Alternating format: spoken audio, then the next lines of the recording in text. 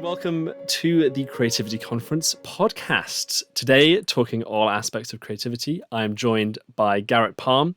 Garrett is based in LA and currently works for Smosh, which is one of the OG juggernaut YouTube channels, producing their hit show, Eat It or Yeet It.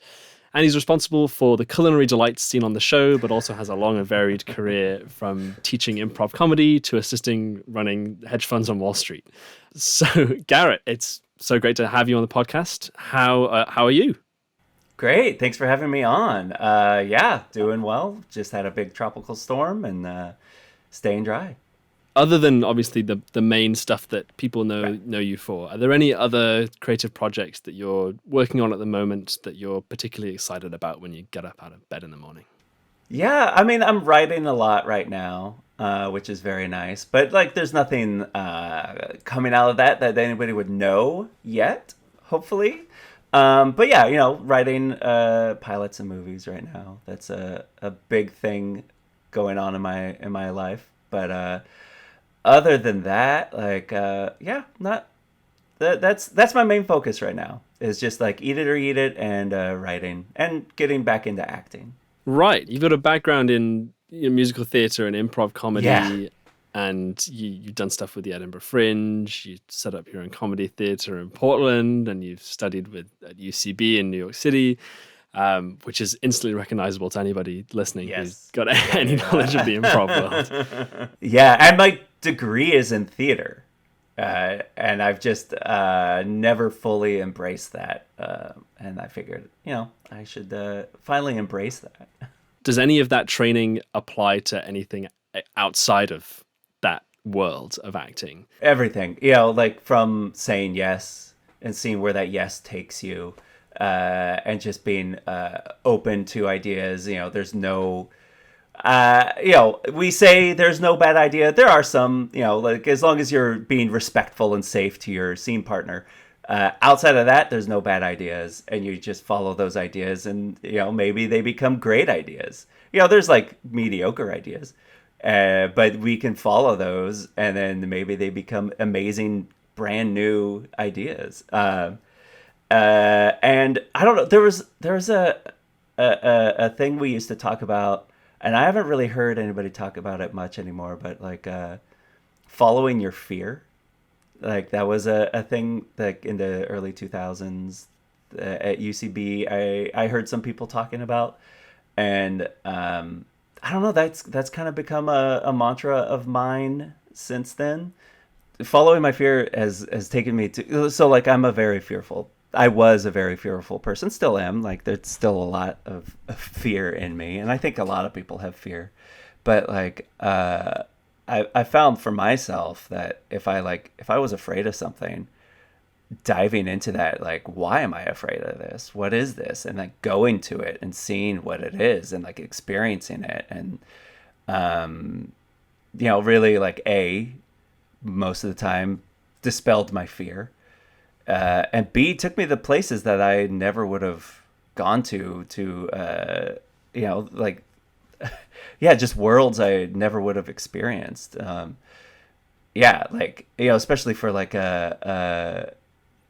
somebody who grew up in the suburbs, no experience in life, pretty sheltered, following my fear really like opened me up, just kind of like reframing what fear is, like fear wasn't something trying to protect me necessarily most of the time. For some people, yes, like I'm not saying my way is the way for everybody, but for me, fear was holding me back. And just saying like, oh, I'm just going to go follow this fear and see what it is and experience it and like dive into it.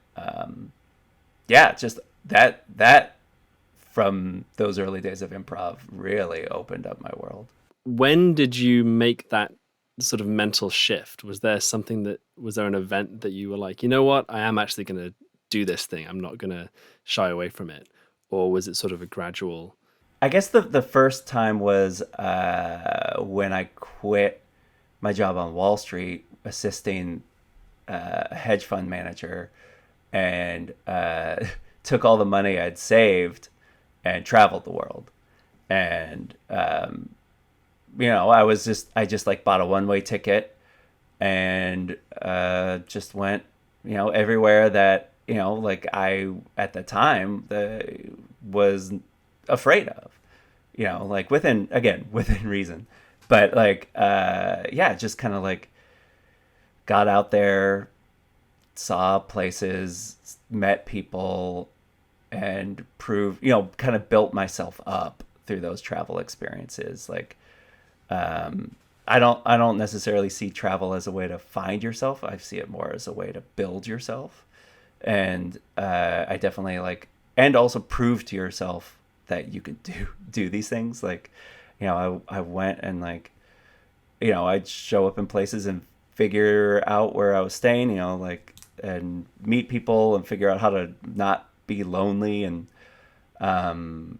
yeah, that was like a big growing experience for me. And then after that, I was kind of like, okay, yeah, I'm gonna, like, start doing this. I started, working for a place, Baby Wants Candy, and which is a big musical improv troupe, and I produced their shows in Edinburgh for 7 years. And if I had never just kind of like fully embraced, like, I part of it was also like I wanted stability. This is not a career for stability. And once I kind of like realized, stability is going to lead to a boring life, sort of. Right. Like, stability is great and it's important, but in America, at least, stability means just working a 9 to 5, so you can afford to survive, and doing a bunch of different things. It does not lend itself to stability. And I wanted to do a bunch of different things. I didn't want to do one thing, until I retired. I wanted to do everything. And so, yeah, so it was after that I did that big trip and kind of like saw the world, and kind of built myself up, that I was like, okay, you know what? I can survive without a 9 to 5, without a steady stream of income. When you were in Wall Street, did you find elements of creativity in what you were doing, or was it just the monotonous machine of? Part of my job was to research and like really dig into the hedge funds at the place that I worked at, the hedge funds that they invested in and what they were investing in, and they would try to hide that stuff. So I don't know if it's necessarily creative, but it felt fun to kind of like be a detective, snoop around and like find the files that they didn't want you to find. They'd have to file stuff with the SEC, and so I'd have to kind of like figure out like, they're using the name of like their childhood home or something, like really dig into these people. So, it wasn't necessarily creative, I guess, but it was trying to find the ways that these hedge fund managers maybe were being creative and like hiding their information from us. Yeah, I mean, creative limits and constraints affect Yeah. everybody in every industry. Yeah, Even yeah. supposedly, ostensibly, a very non-creatively typically industry. Yeah. So yeah, it's really interesting, the detective sleuthing that you had to do. Yeah, it was fun. Was it creative? It's a bit of a stretch, but it was still fun. And without that sort of bench of knowing what that life was like, you maybe wouldn't have necessarily appreciated what then came after it. Yeah, because it was like, everybody I was working with, they were all great people. I worked with a lot of great people, but I just, I totally saw that it was not the place for me. It was the place for those people. It wasn't the place for me. And yeah, once I kind of like got out of that, I felt so free. My last day at that, I just felt incredible. Just walking out of there, not having to be in this office for, every day, yeah, just lifted this great weight off of my shoulders. Like part of it is just like I was living in New York City and I wasn't really getting to experience New York City and explore New York City. And so, yeah, I just like took the time I would have been at work and just explored the city up until my flight left for the world. And yeah, A lot of creatives find a lot of inspiration from their travels, and a lot of, and not even necessarily from traveling, but just proxy traveling through other people's social media or touching on that. But also, when the pandemic hit and you couldn't travel, how did that impact your creativity and your workflows? I definitely am somebody who gets a lot out of movement, and like just sitting on the train somewhere. I write so much. Um, and pandemic really did affect. It really did kind of like gum up my works, I guess. Um, and I did kind of struggle uh, to get into that open state that I need to write. Um, and like honestly, like watching documentaries and other travel things, it just made me feel depressed because I was just like, I can't do that right now, and that looks amazing, looks incredible. I want to be there right now, and I can't be. Um, I'm trying to think, how did I get? Because I was able to eventually get some work done, some writing done, and I think part of it is I just kind of had to mourn. First, I had to have a period of mourning that I couldn't go places. Um, I I did find long walks helped me.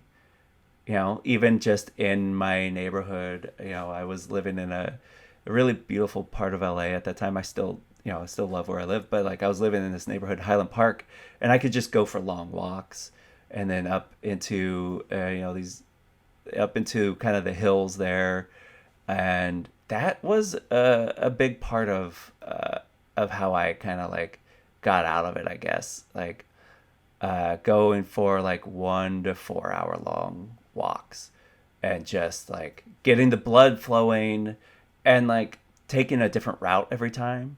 Also like jogging too. But like while jogging, like I'm not a good jogger. I don't like to work out. But if I frame it right, if I frame my jogging not as working out but as exploration, I can run for forever. And I'm mentally stimulated and my blood is flowing better, but I'm just like seeing all these new things and I'm like, oh, what's down this street? I'll turn down this street.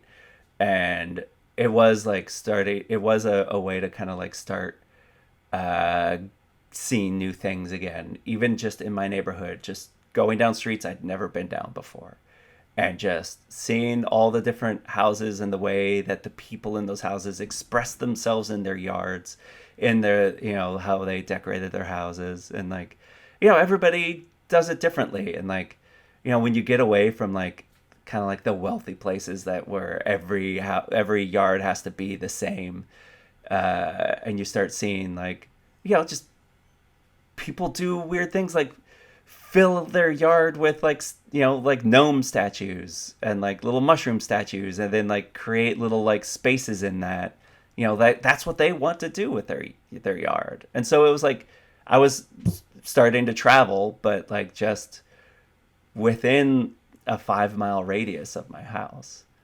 So yeah, I think that's what I did.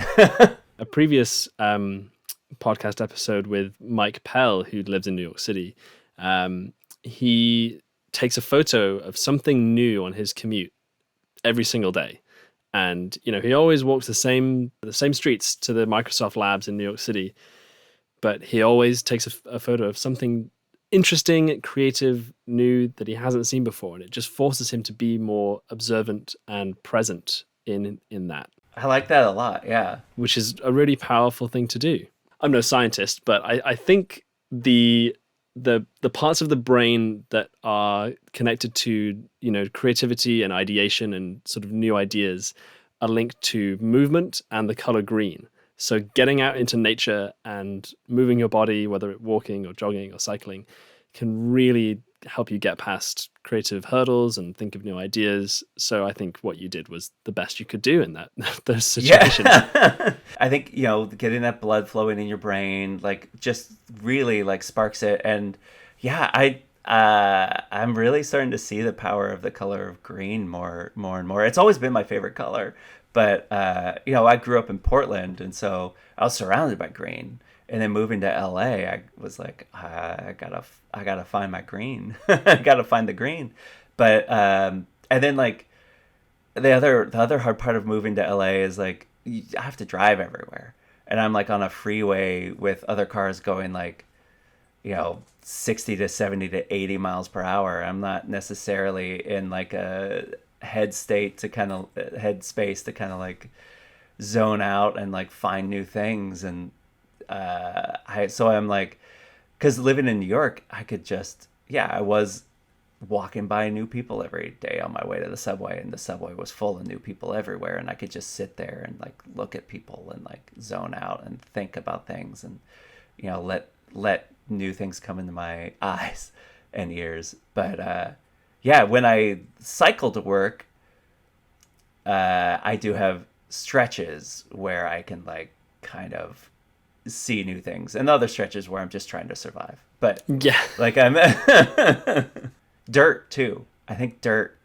being in the dirt is great for your just your overall well-being, but I think also for your brain to fully function. Well, yeah, just being grounded. And I forget who it is, but there's some famous, very successful creative person who said that, um, you know, taking off your shoes and just standing on the grass every morning just Yeah. helps your sort of your inner chi become more, centered and present. And then you can go about your day in a more, more thoughtful way.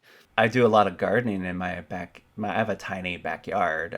I'm in like a back house, but I've tried to fill my backyard with like as many plants as I can. So I start my mornings out there watering plants, and just like that's just like the perfect way to kind of like get my brain, doing well. Like, I get sunlight first thing in the morning. They talk about that's good for sleep, and like just getting your circadian rhythm or whatever functioning properly, getting some sunlight first thing in the morning.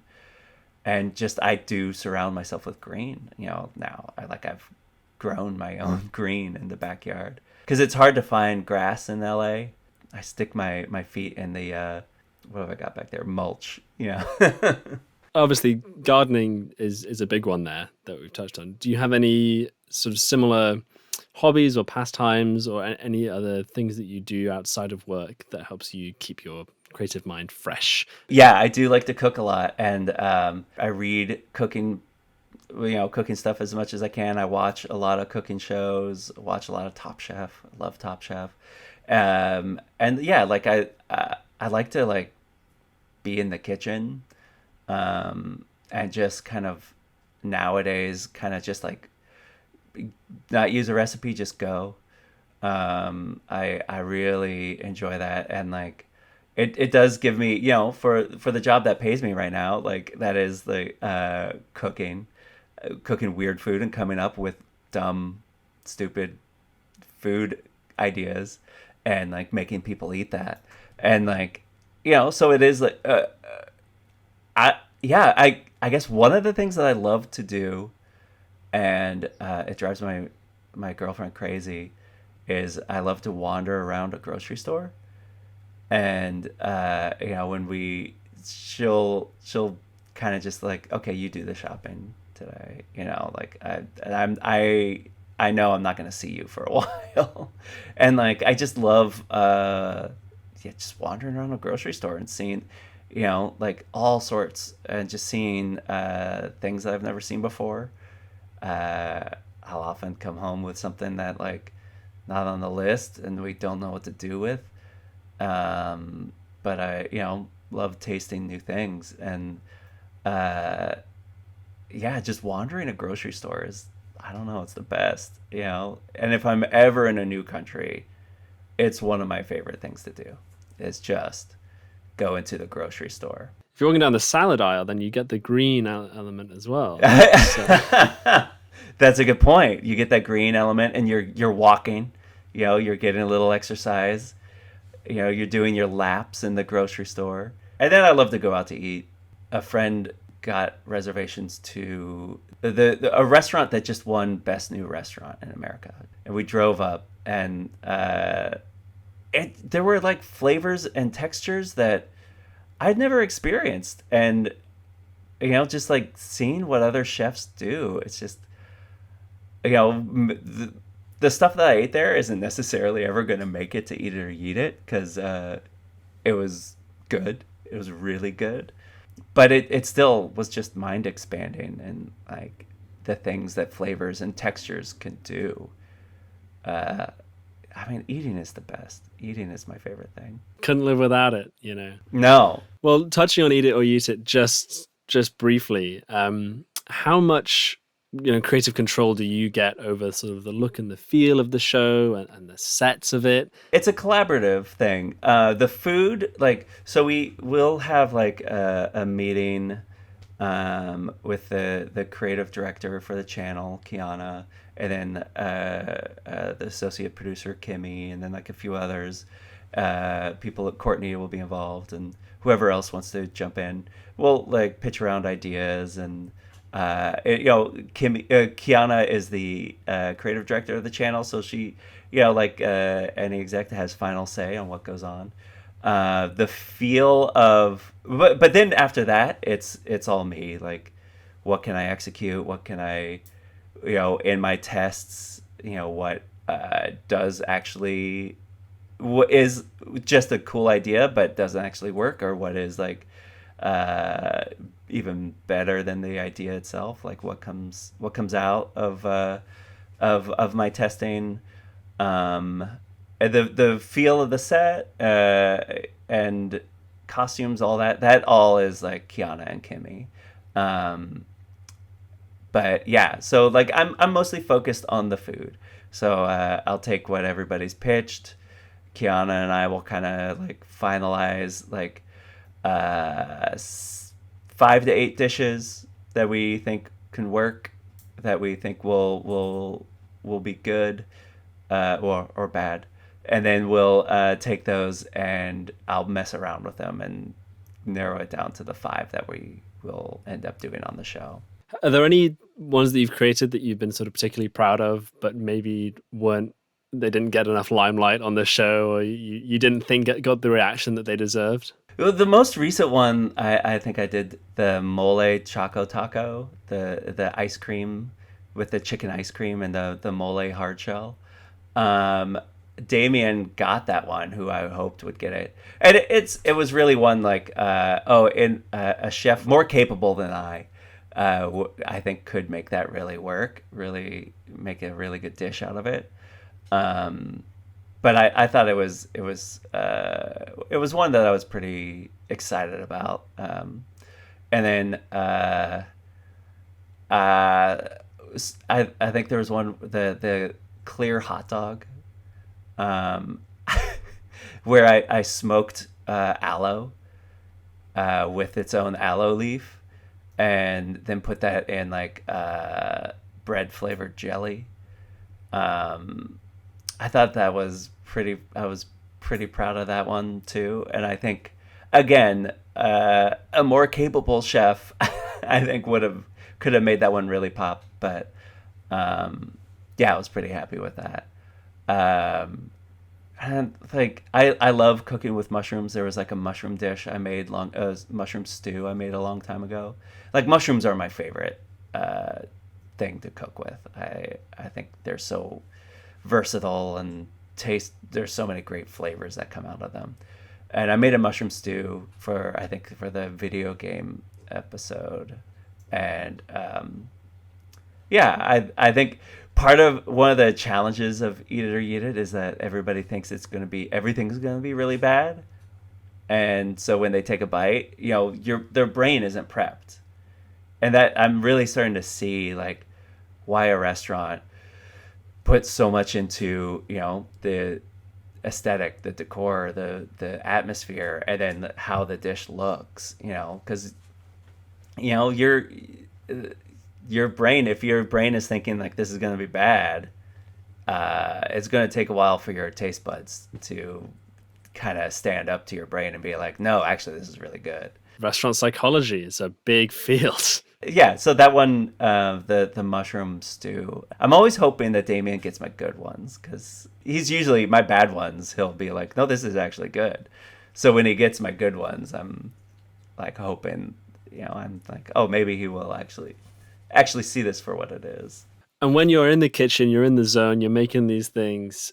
Other than potentially coffee, are there any other like creative fuels that really, keep you powering on through it all? Taking breaks. I don't know if you ever see the kitchen cam. You'll occasionally see that I've got my dog there, my dog Danny, and so I'll often like take him for a walk, or like just get down on the ground with him and pet him and like or pick him up and like spend time with him. And a lot of people in the office are coming in and like spending time with Danny. He's a very cuddly dog. You've touched on this a little bit already, but sort of creating a sense of play in all of this. That's a big element of improv comedy that I guess you can bring from that past experience. And this is also something that with the creativity conference in New York that we held, a lot of the speakers ended up saying, their big final message was just trying to fire up the creative juices, and so you can reinvigorate your sense of childlike play, and that is where creativity really flows. And without delving too much into the content of your sessions for the October conference, how important is this in your day-to-day creativity? I mean, play, I think, is the most important. Play and wander. Being silly, being stupid.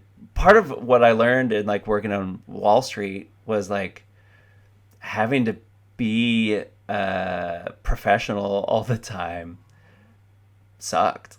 It just like, it was then I had to kind of like, because I was doing improv also at night, and I'd have to decompress after work. I'd have to like take an hour to get my brain kind of like in a mode to play again. Like I had to kind of like shift tracks, take my brain off of one track, the professional track, where, if you're being silly, you're looked down upon, and put it onto the play track where I could be silly and stupid. And that was, a good thing. And, just like, being playful, like when I'm writing, the first draft, writing is rewriting, but in that first draft, I get to be playful and stupid and silly, and really just like, there's no bad ideas. There's, the second you start thinking there's a bad idea, even if you're thinking like somebody else has a bad idea, that's establishing that there's bad ideas. And I feel like that I start then like saying like, oh, then, if I'm judging somebody else, that gives me the ability to then judge myself. And I'm not perfect at this. I still judge other people and I still judge myself. But I feel like the more I judge other people, the more I'm judging myself. And the less I'm judging other people, the less I'm judging myself. And then just like, I've been talking about this, but like taking breaks and wandering. I watched Kiki's Delivery Service yesterday. It was kind of our tropical storm watch. And it's, have you seen it? No. I was not expecting it to be such a great movie on art and creativity, because she's a witch and she loses her ability to fly at one point, and she's out in the woods with her artist friend, and her artist friend is like, just take a break, Just kind of like go do something else for a while and it will come back to you. Sometimes I can't paint and I forget how to paint. It's kind of like, in sports, they call it getting the yips, where you're just overthinking things. And like, I recommend this. Yeah, everybody should watch this movie. I mean, I'm sure a lot of people know about this movie already, but, just taking a break and letting your mind get free and like mind wander and, like get out of the rules based mindset. There are rules of creativity and like, well, I mean, two projects you're working on, but let's save that for later. And I think like taking that breath helps you get into that playful mindset. And so when you were going from this Wall Street mindset to this silly mindset, there's actually in Wolf of Wall Street, fittingly, they kept in the almost blooper where Matthew McConaughey is doing his warm-up exercises before the scene, and they just left it in the movie, him just sort of going la la la la la la, because they just thought it was hilarious. Yeah. Are there any methods like that you had to sort of really transition that mindset and hack into that silliness, or did you just let it happen? It was time, and it was for me. I had like different. It was dependent on my mood. There was a stretch where before improv shows, I'd listen to sad music, and that was just I'd sit on the train, and I'd listen to sad music, and that was just to kind of like get my emotions working, because I'd spend all day. I'd spend 8-9 hours sitting emotionless, and improv, you need to have your emotions available there. You need to be reacting, and I spent 8-9 hours not being allowed to react. So yeah, listening to sad music, like whatever music really like would touch me at that, on that day. I know some people listen to music that hypes them up, gets them excited. But for me, it was just sad songs, that like activated my emotional core. I know it feels like a weird one, but yeah. Anything that really gets to your emotions, that act, because I think so much of what we create has to. I mean, it doesn't necessarily apply to Eat It or Yeet It often, but like I think for many other things, like being emotional, having your emotional emotions in that. So many movies, I love movies that really capture an emotion, and you have to like have that there ready when you're writing or when you're creating. Eat It or Yeet It is just the emotion of fear, but but that's still like, you're wanting a reaction. I'm trying to get a reaction out of people, and that's what we want to see. We want to see people react and like be on an emotional edge, and I think you have to have that connection when you're creating stuff.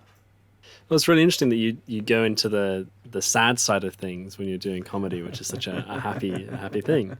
But it's you got to feel something, right? Whether it's good or bad, and it's often harder to fake happiness than it is to tap into the other side of the spectrum. So, but that's not necessarily the most obvious choice. So I think that's a very interesting technique that I think could other people might be like, what, I'd never thought of doing that, but that could work.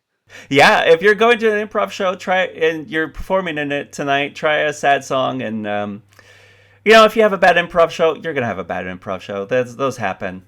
Might as well have some data coming out of it. Like, oh, I tried sad music, didn't have a good show. All right, moving on. Yeah, well, let us know if you try that at home. Yeah, and now I'm listening to a lot of Joe Hisaishi, which is Hayao Miyazaki's composer, and so that music is like getting me into that. That is like such tender, childlike music, and that's like kind of waking up that side of me. Did you learn this technique from anybody? Is there any advice that you've gotten in your career that's really, given you something like an aha moment where you're like, oh, that's it. That's what I want to do, or that's I'm going to use that technique and it's going to transform everything I do. A lot of like my walking and like exploring my own neighborhood comes from I'm gonna butcher it. His name, Alain de Botton, I think his name is.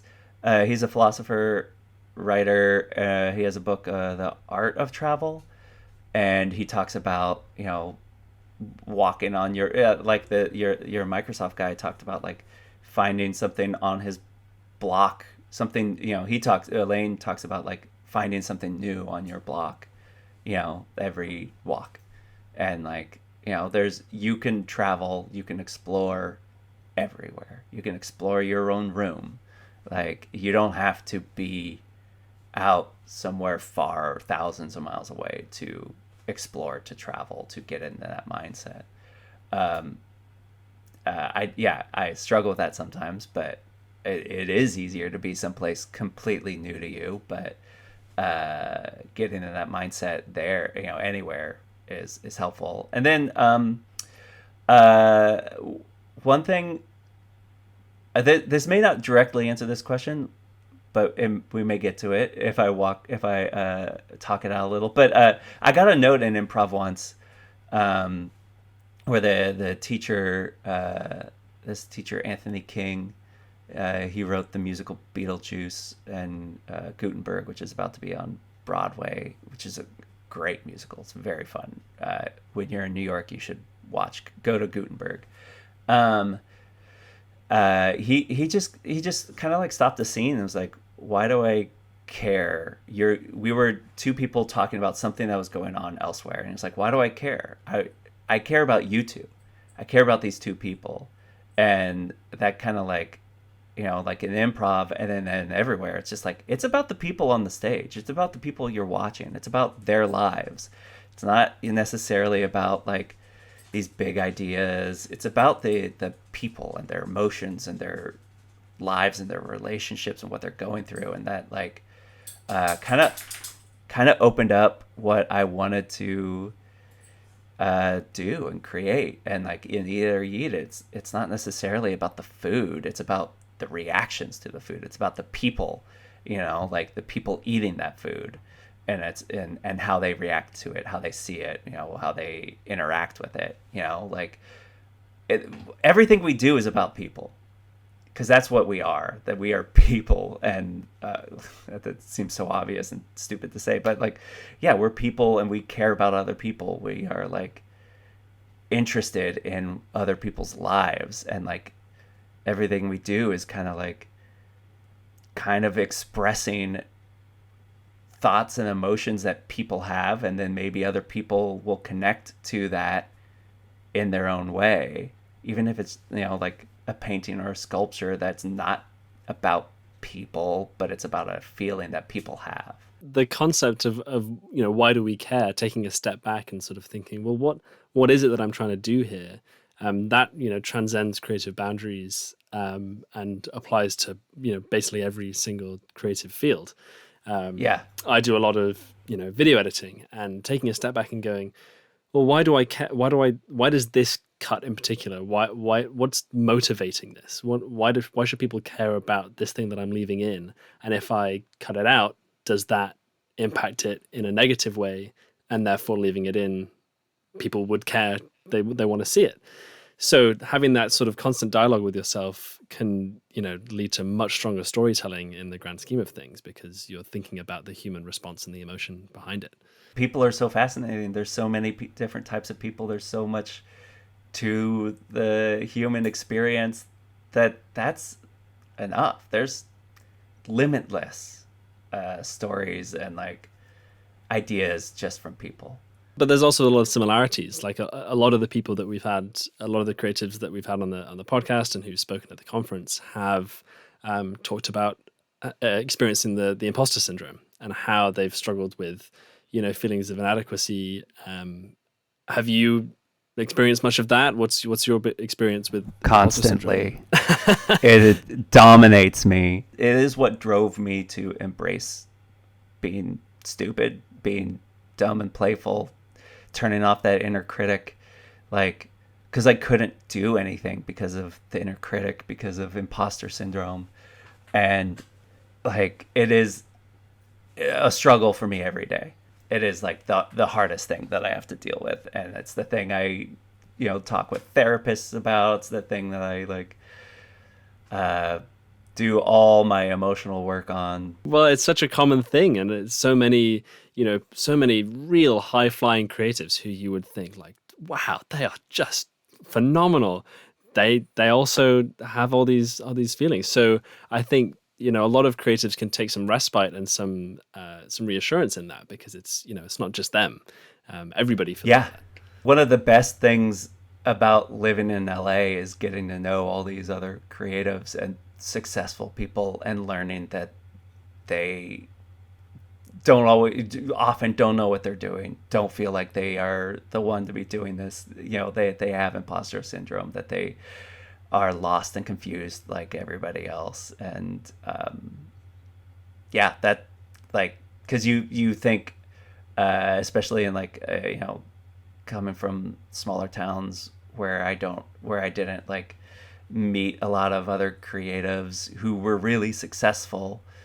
I thought like, oh, they know exactly what they're doing. They are owning this. They are confident in what they're doing, and to some degree, they often they know what they're doing. They are confident, but there are so many times that they don't know what they're doing. They are like suffering from imposter syndrome, and often that goes back to following your fear. That's where like fun new stuff comes from, is like, oh, I am not the one to be doing this, but that means like, well, I mean, who is the one to be doing this? And that means you're like going into new territory. You're going to find some new stuff. You're going to find some fun stuff. It's hard because it's gut wrenching. For me, it's like physical at times. And it's just like, I've taken it to be a sign like, oh, this is taking me somewhere new and potentially fun and good. Potentially not, but sometimes you have to fail and see that you don't die when you fail, that life goes on. So from your experience, I mean, it sounds like you're very much still going through it, and for many creatives, it's very much it doesn't really go away. But for people who, like you, are experiencing these feelings, do you have any strategies or advice for people who are feeling the same way, in terms of just going, well, it's going to be okay. I do deserve to be here. How have you worked through that in the past? I think part of it is not trying to kill that side of you, not trying to make it an enemy. It's kind of like embracing it. It's knowing like like this side of you, these thoughts, they're trying to protect you. They're misguided, but they're there to try to keep you safe. And so it's kind of, I've one of the things I've worked on is like just kind of like being there with it, listening to those thoughts, being like, okay, I appreciate what you're saying to me right now, but I'm going to take a breath and then listen to other parts of myself that are saying to do this, that are saying like, I'm not, it's like, it's because it'll be at the controls of me along with all these other aspects of me.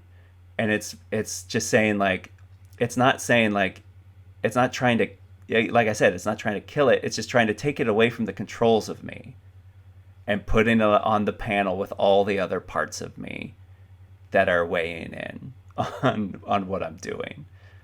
And just letting it be another voice within me that is there and trying to look out for me. Because it doesn't have bad intentions. it's a scared little boy. What do I do with scared little boys? I don't kill them. I hope not. I listen to them. I empathize with them. Yeah. I empathize with them. Yeah, what you're describing is essentially meditation. So letting the thoughts, just stepping aside, back a step, and just watching the thoughts go by, and going, okay, that happened, but we move on. I love meditation, and I love all things Buddhist. I think there's some fun, cool, good stuff there. One question that I have to wrap things up, which I ask every speaker before the end of the podcast, a little bit abstract, but I feel like you'd have a good take on this. What does creativity as a concept mean to you? Not growing up. It means just getting to live your life, have fun, be playful, be stupid, and not really conforming to